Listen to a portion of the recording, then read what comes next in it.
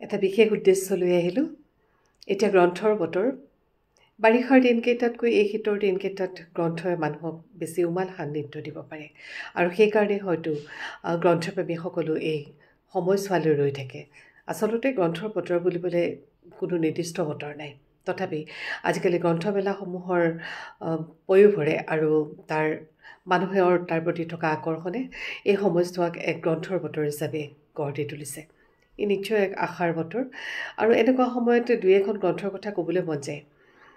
নতুনকৈ পঢ়া, আচলতে এলেহুৱা স্বভাৱৰ কাৰণে বহুত কেইখন গ্ৰন্থ পঢ়ি, ভাল লগা গ্ৰন্থ পঢ়ি এতিয়ালৈকে একো সাৰো কাকো ক'বও পৰা নাই বা লিখিবও পৰা নাই, ৰৈ আছে। সেইকাৰণে ভাবিলোঁ আজি এনেকুৱা ধৰণে দুখনমান গ্ৰন্থৰ কথা কওঁ।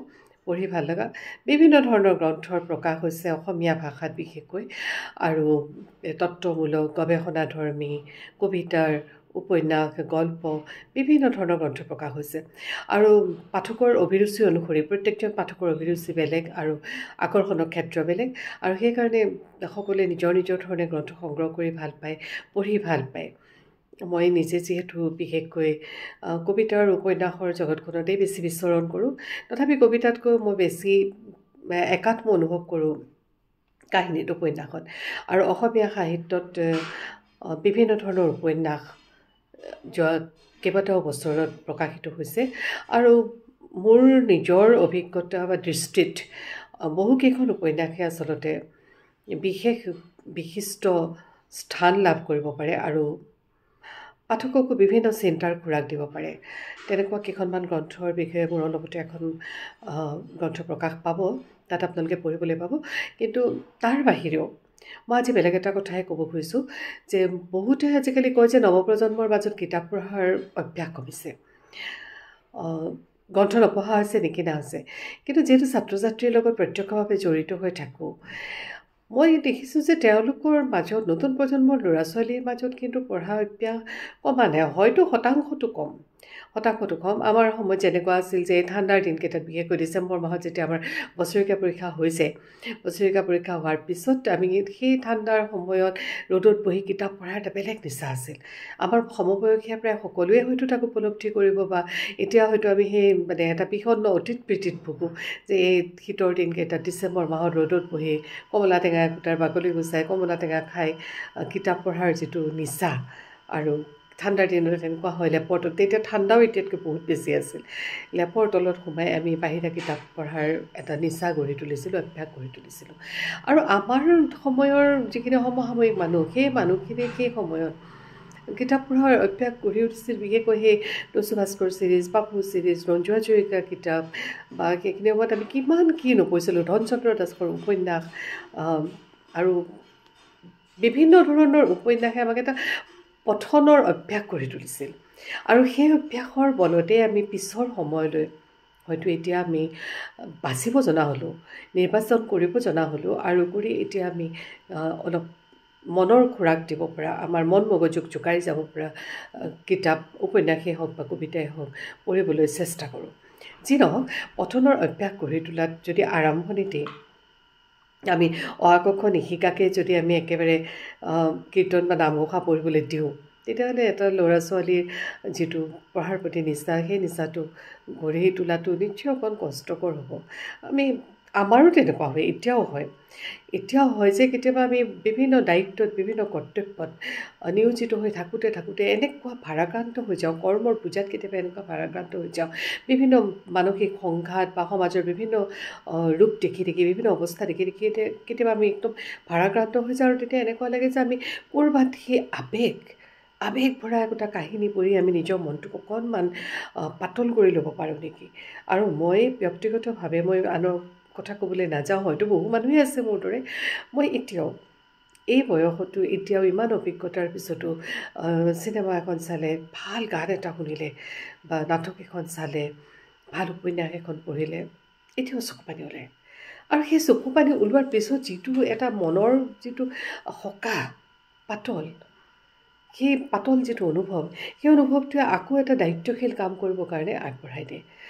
এই যে আমি আমাৰ আৱেগিক মানুহবোৰ, সেই আৱেগক জোকাৰি যাব পৰা দুখনমান কিতাপ মই অলপতে পঢ়িলোঁ, যি কিতাপে মই ভাবোঁ যে আমাৰ নৱপ্ৰজন্মকো পঠনৰ অভ্যাস কৰি তুলিব।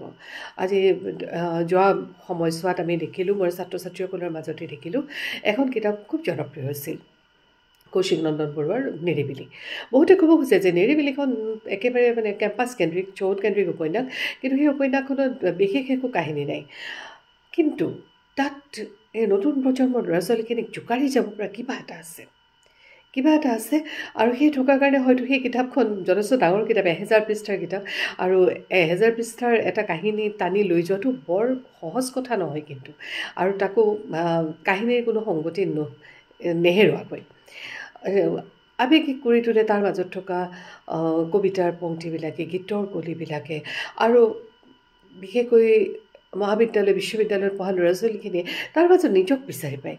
আৰু সেইকাৰণে সেই নিৰিবিলিখন মোৰ পৰা প্ৰথমে এজন মোৰ ছাত্ৰই পঢ়িবলৈ বিচাৰিছিল, তেওঁক দিলোঁ। তেওঁৰ পৰা গৈ গৈ ইজনৰ পৰা সিজনলৈ, সিজনৰ পৰা সিজনলৈ ঘূৰি ঘূৰি আজিও কিন্তু মোৰ ঘৰ আহি পোৱাই নাই, মোৰ বিভাগতে সি আছে, আৰু এতিয়াও বহুতে তাত মানে কি বুলি কয়, এতিয়া পৰীক্ষা চলি আছে, আৰু পৰীক্ষাৰ পিছত পঢ়িবলৈ নিম বুলি কোৱাৰ কাৰণে মই এতিয়াও কিতাপখন ঘৰলৈ অনা নাই, ডাঙৰ কিতাপ লৈ ফুৰিব লগা হয়।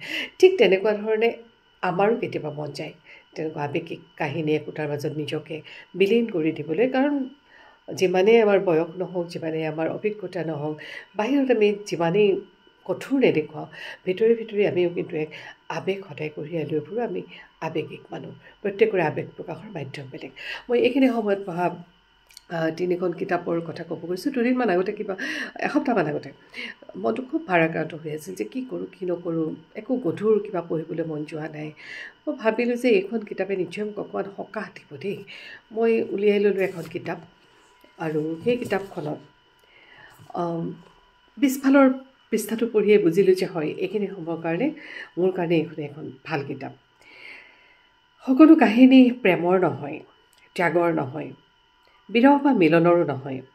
কিছুমান কাহিনী কেৱল অনুভৱৰ, কেতিয়াবা এমুঠি আদৰৰ, ভোকৰ এসাঁজ ভাতৰ, মৰমৰ এষাৰ মাতৰ।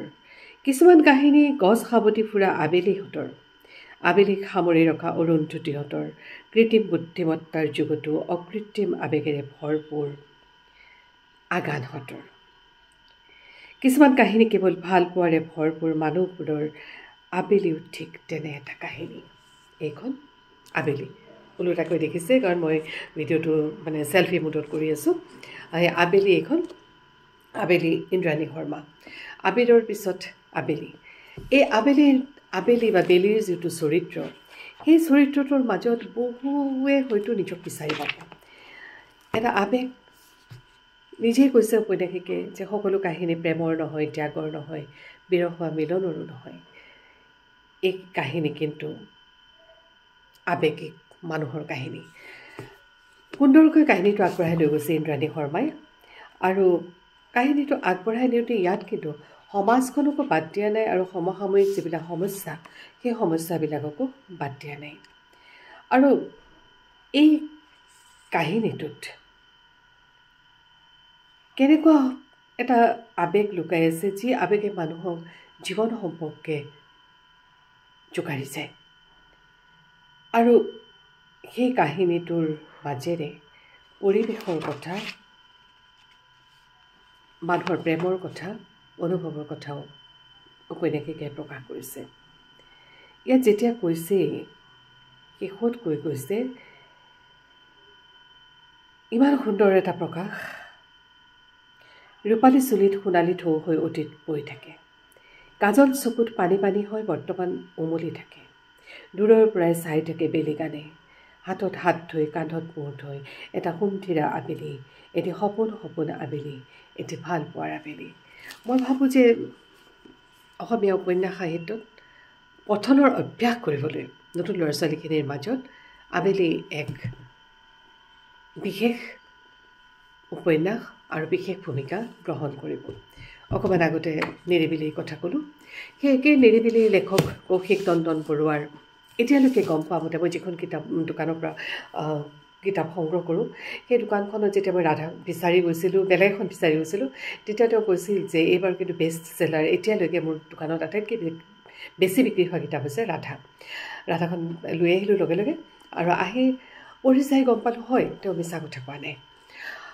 নিৰিবিলিৰ পিছত সেইখন ৰাধা আগবঢ়াইছে কৌশিক নন্দন বৰুৱাই আৰু ইয়াতো সেই সুন্দৰভাৱে তেওঁ এটা কথা কৈছে যে নিৰিবিলিক নপঢ়াকৈ ৰাধাৰ মাজলৈ যাব নোৱাৰে ৰাধা নিৰিবিলিখনৰ মাজত উল্লেখিত এটা চৰিত্ৰ যিটো চৰিত্ৰৰ এটা নিৰ্দিষ্ট ৰূপৰেখা নিৰিবিলিৰ মাজত পাঠকে বিচাৰি নাপায় কিন্তু তাৰ পৰাই জেৰ টানি ৰাধাৰ কাহিনী কৈছে ময়ূৰে লিখিত হৈ যোৱা এই উপন্যাসখনৰ মাজেৰে ৰাধাৰ কাহিনী কৈছে আৰু ইয়াত আমি নিৰিবিলিক লগ পোৱা অনুৰণকো বিচাৰি পাওঁ তাৰ মাজতে আন এটা কাহিনী গোবিন্দপুৰৰ গোটেই কাহিনী বিচাৰি পাওঁ ইয়াৰ মাজত আছে সমাজ সংস্কাৰৰ কাহিনী ইয়াৰ মাজত আছে পৰিৱেশ সংৰক্ষণৰ কাহিনী আৰু ইয়াৰ মাজত আছে ৰাজনৈতিক ভণ্ডামি অকণমান যিটো সময়ৰ পটভূমিত অকণমান মাজে মাজে খেলি মেলি লাগে যদিও আৰম্ভণিৰ পৰা শেষলৈকে সেই একেটাই আৱেগ একেটাই উৎকণ্ঠা কাহিনী কি হ'বগৈ শেষলৈ সেই উৎকণ্ঠাই পাঠকক শেষলৈকে বহুৱাই ৰাখিব পাৰে আৰু খুব সুন্দৰকৈ এই উপন্যাসখনৰ আৰম্ভণিতে অনুৰণৰ যিটো ফ্লেট অনুৰণৰ যিটো ঘৰ সেই ঘৰটো যেতিয়া ফ্লেট সেই ঘৰটোত সন্ধ্যা ৰাগিনী আৰু অনুৰণৰ ফ্লেট আৰু সেই ফ্লেটটোৰ নাম হৈছে ভালপোৱাৰ কাঞ্চন এই কাঞ্চন নগৰী তেজপুৰ বিশ্ববিদ্যালয়ৰ পৰা আহি সেই ফ্লেটটোৰ নাম তেওঁলোকে দিছে ভালপোৱাৰ কাঞ্চন আৰু সেইখন মমতা অনাথ আশ্ৰম তাত গৈ আমি ৰাধাৰ জন্ম ৰহস্য বা ৰাধাৰ গোটেই কাহিনী আৰু ৰাধাৰ পিছতো ৰাধাৰ সন্তান কৃষ্ণপ্ৰিয়া যাক কোনে ৰাধা বুলিও মাতিছিল সেই কৃষ্ণপ্ৰিয়াৰ কাহিনী আমি পঢ়িবলৈ পাম ইয়াতো আৰম্ভণিতেই কৈছে শেষৰ পৰা যে আৰম্ভ হয় তাৰ শেষ কেতিয়াও নহয় হয় মই ভাবোঁ যে নতুন প্ৰজন্মৰ মাজত আকৌ এটা পঠনৰ অভ্যাস গঢ়ি তুলিবলৈ কৌশিক নন্দন বৰুৱাৰ ৰাধাৰ আকৌ সহায় কৰিব আৰু হয়তো সকলোৱে ৰাধাক কাহিনীটোক আঁকোৱালি ল'ব এই কেম্পাছৰ পৰা ওলাই আহি অনুৰণ আৰু সন্ধ্যা ৰাগিনীৰ কাহিনীৰ মাজেৰে অভিমন্যু আছে তাত আৰু ময়ূৰ নাথাকিও শাৰীৰিকভাৱে নাথাকিও ময়ূৰ গোটেই কাহিনীৰ অন্তঃস্ৰোত হিচাপে বৈ আছে আৰু ইয়াত উপকাহিনী বা সমান্তৰাল কাহিনী হিচাপে অন্তপাত হিচাপে আমি ৰাধাৰ গোটেই কাহিনীটো পাওঁ আৰু ৰাধাৰ লগতে সাদৰীৰ কাহিনী পাওঁ ভানুমতীৰ কাহিনী পাওঁ বিভিন্ন কাহিনী ইয়াত লেখকে সন্নিৱিষ্ট কৰিছে কিন্তু আটাইতকৈ মানে ভাল লগা কথা যে কাহিনীটোৰ মাজত কোনো ধৰণৰ বিসংগতি মই ক'লোঁ যে কালৰ অকণমান বিসংগতি থকা যেন লাগে কাৰণ কৃষ্ণপ্ৰিয়াৰ যিটো বয়স সেই বয়সত যিটো বয়সত অনুৰণ আৰু সন্ধ্যা ৰাগিনীয়ে তাইক লগ পাইছে সেই বয়সটোৰ লগত তেওঁলোকৰ মানে জীৱনৰ যিটো বয়স সেই বয়সটো যেন অকণমান কিবা এটা কালৰ বিসংগতি অনুভৱ হয় মাজে মাজে কিন্তু তথাপি এটা নিতুল কাহিনী আগবঢ়োৱাত কৌশিক নন্দন বৰুৱা সফল হৈছে মোৰ এই আলোচনা কোনো ধৰণৰ বৌদ্ধিক আলোচনা নহয় মই পঢ়ি ভাল লগা কিতাপকেইখনমানৰ কথা কৈছোঁ আৰু আমাৰ নতুন প্ৰজন্মই এই কিতাপকেইখনৰ মাজেৰে পঠনৰ অভ্যাস গঢ়ি তোলাৰ সহায়ক হৈ ইয়াৰ পিছত তেওঁলোকে গভীৰ বিষয়বস্তুৰ কিতাপ পঢ়িবলৈ আগ্ৰহী হ'ব পাৰে আৰু সেইকাৰণে এই কিতাপকেইখনৰ কথা উল্লেখ কৰিছোঁ দ্বিতীয়খন কিতাপ হৈছে মৃণাল কলিতাৰ অভিমন্যু সামাজিক মাধ্যমত বহুত খলকনি লগাই থকা কিতাপ হৈছে অভিমন্যুৰ কেইবাটাও খণ্ড ইয়াত দিছে কেনেকৈ এজন উচ্চ মেধা সম্পন্ন যুৱক সেই যুৱকজনে কেনেকৈ পদে পদে নিজৰ কৰ্মক্ষেত্ৰত নিজৰ প্ৰাপ্যৰ পৰা বঞ্চিত হৈ আহিছে সেই সৌৰভৰ কথাৰে সৌৰভ নায়কীয়া সৌৰভৰ কথাৰে চলি থকা প্ৰচলিত বহু ভণ্ডামি আৰু প্ৰচলিত বহু সত্য কাহিনীৰ মুখা ইয়াত খুলি দিছে বহু পাঠকে হয়তো ইয়াৰ চৰিত্ৰবোৰৰ মাজত নিজৰ পৰিচিত বহু চৰিত্ৰ বিচাৰি পাব আৰু আচৰিত লাগে শিক্ষিত সমাজখনত যিটো আমি বহুতে শিক্ষাৰ লগত জড়িত উচ্চ শিক্ষাৰ লগত জড়িত বহুতে আমি নিজৰ জীৱনতো তেনেকুৱা অভিজ্ঞতা লাভ কৰিছোঁ আৰু সেই অভিজ্ঞতাৰ ফলত আমি অনুমান কৰিব পাৰোঁ যে এনেকুৱা কাহিনী এই যদিও কাল্পনিক কাহিনী বুলি লেখকে কৈছে আৰু ক'বই কিন্তু উপন্যাসৰ কাহিনী সম্পূৰ্ণৰূপে কাল্পনিক হ'ব নোৱাৰে সি বাস্তৱ আৰু কল্পনাৰ এক সংমিশ্ৰণ তাৰ ভেটিটো বাস্তৱত থাকিব লাগিব আৰু সেই কল্পনা আৰু বাস্তৱৰ সংমিশ্ৰণতে অভিমন্যুৰ কাহিনী নিৰ্মাণ কৰিছে এজন অভিমন্যুক মাৰি পেলাইছিল অভিমন্যুক শব্দৰে বধ কৰিছিল কিন্তু সৌৰভৰ দৰে আধুনিক অভিমন্যুক কিন্তু শব্দৰে বধ কৰিব পৰা নাই ফিনিক্স পক্ষীক মাৰি পেলোৱাৰ পিছত যেনেকৈ পুনৰ জন্ম হয় ঠিক তেনেদৰে অভিমন্যুৱে মৰি স্থায়ী হৈ বাৰে বাৰে চাই হৈও বাৰে বাৰে নিজক আকৌ জীয়াই তুলিছে আৰু শেষত গৈ সত্যৰ জয় হৈছেগৈ।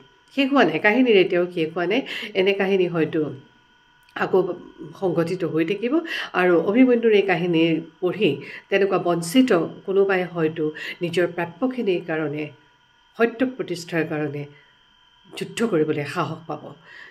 মৃদুল শৰ্মাৰ উপন্যাস কুটাপিটনিত যি কাহিনী আৰম্ভ হৈছিল, সেই একে কাহিনীৰ জেৰ টানি অভিমন্যুটো আমি উচ্চ শিক্ষিত সমাজখনৰ উচ্চ শিক্ষাৰ অনুষ্ঠানবোৰত চলি থকা বিভিন্ন অনৈতিক কাৰ্যৰ, অনিয়মৰ আৰু একনায়কত্ববাদৰ উমান পাব পাৰোঁ এই অভিমন্যু উপন্যাসখনৰ জৰিয়তে। আবেলি পঢ়ি ভাল পোৱা, ৰাধা পঢ়ি ভাল পোৱা নতুন প্ৰজন্মৰ ল'ৰা ছোৱালীখিনিয়ে অভিমন্যু পঢ়ক। অভিমন্যু পঢ়ি গম পাব যে সমাজখনত কেতিয়াবা কেনেকুৱা স্তৰত যুদ্ধ দিব লগা হয় বিভিন্ন ধৰণে। হাতত লৈছোঁ পুলিন কলিতাৰ ঐচনত জনমগুৱাই, নৃত্য বিশাৰদ, নৃত্য বিশেষজ্ঞ, সত্ৰীয়া সংস্কৃতিৰ একান্ত সাধক যতীন গোস্বামীৰ জীৱন আধাৰিত এখন গ্ৰন্থ। আৰু এই গ্ৰন্থখনৰ পঢ়িও এটা কথাই গম পাইছোঁ যে এজন ব্যক্তিয়ে নিজক কেনেকৈ এটা অনুষ্ঠানলৈ ৰূপান্তৰিত কৰিব পাৰে। পুলিন কলিতাৰ যিটো শৈলী, সেই শৈলীতে এই কাহিনীটোতে ৰচনা কৰিছে আৰু এইটো যতীন গোস্বামীয়ে নিজে কৈ যোৱা কাহিনী আৰু সেই কাহিনীটো বাণীবদ্ধ কৰি পিছত লিপিবদ্ধ ৰূপত, লিখিত ৰূপত কিতাপখন প্ৰকাশ কৰিছে। বহুত কথা জানিব পাৰিব, অকল ব্যক্তিজনৰ বিষয়ে নহয়, সমাজখনৰ বিষয়ে আৰু শিল্প সংস্কৃতিৰ পথাৰত নিজক প্ৰতিষ্ঠা কৰিবলৈ এজন ব্যক্তিয়ে কেনেকৈ যুদ্ধ দিব লগা হৈছিল, বিষ্ণু ৰাভাক গুৰু বুলি মনা এজন ব্যক্তিয়ে কেনেকৈ যুদ্ধ দিব লগা হৈছিল আৰু কেনেকৈ নিৰন্তৰভাৱে এই একনিষ্ঠভাৱে এটা দিশতে লাগি থাকি সত্ৰীয়া নৃত্যৰ এক ধাৰা প্ৰবাহিত কৰিবলৈ সক্ষম হৈছিল, তাক গৱেষণাসন্মতভাৱে লিপিবদ্ধ কৰি উলিয়াইছে পুলিন কলিতাই। নিশ্চয় পঢ়ি ভাল পাব। উপন্যাস নহৈও উপন্যাসোপম এটা কাহিনী আৰু সেই কাহিনীটোৰে এজন ব্যক্তিক জীৱিত অৱস্থাতে পুলিন কলিতাই যিটো শ্ৰদ্ধা নিবেদন কৰিলে, সেই শ্ৰদ্ধাও কিন্তু শলাগ ল'বলগীয়া। আৰু মই ভাবোঁ যে আমাৰ নতুন প্ৰজন্মৰ ল'ৰা ছোৱালীখিনিয়েও এজন বৰেণ্য ব্যক্তিৰ বিষয়ে এই গ্ৰন্থখন পঢ়ি কিছু গম পাব, কাৰণ সাধাৰণতে নৃত্য চৰ্চা বা সংগীত চৰ্চাৰ লগত জড়িত ব্যক্তিসকল উপেক্ষিত হয়নে। কিন্তু আমাৰ সৌভাগ্যৰ কথা, 2024 চনত আমি দুখন গ্ৰন্থ পালোঁ। এখন হৈছে মামণি শৰ্মাৰ চৰাতিৰ সুৰ, যিখন আমাৰ অসমৰ এগৰাকী প্ৰখ্যাত অভিনেত্ৰী জ্ঞানদা কাকতিৰ জীৱনভিত্তিক উপন্যাস, আৰু আনখন হৈছে পুলিন কলিতাৰ যতীন গোস্বামীৰ জীৱন আধাৰিত এই কাহিনীমূলক গ্ৰন্থখন। গতিকে নতুন প্ৰজন্মৰ ল'ৰা ছোৱালীখিনিলৈ ইয়াৰ জৰিয়তে, সামাজিক মাধ্যমৰ জৰিয়তে মোৰ একান্ত আহ্বান যে নিজৰ ভাল লগা ধৰণৰ কিতাপৰ পৰা আৰম্ভ কৰি বিভিন্ন তাত্ত্বিক গ্ৰন্থ আৰু মনক অকল নহয়, মগজুকো জোকাৰি যাব পৰা বিভিন্ন গ্ৰন্থ অধ্যয়নৰ অভ্যাস গঢ়ি তোলক। আৰু সেই অভ্যাসে অসমীয়া লেখক প্ৰকাশকসকলক নিশ্চয় তেওঁলোকৰ কৰ্ম আগবঢ়াই নিবলৈ সহায় কৰিব, সহযোগ কৰিব আৰু অনুপ্ৰেৰণা দিব। ভালে থাকক সকলো।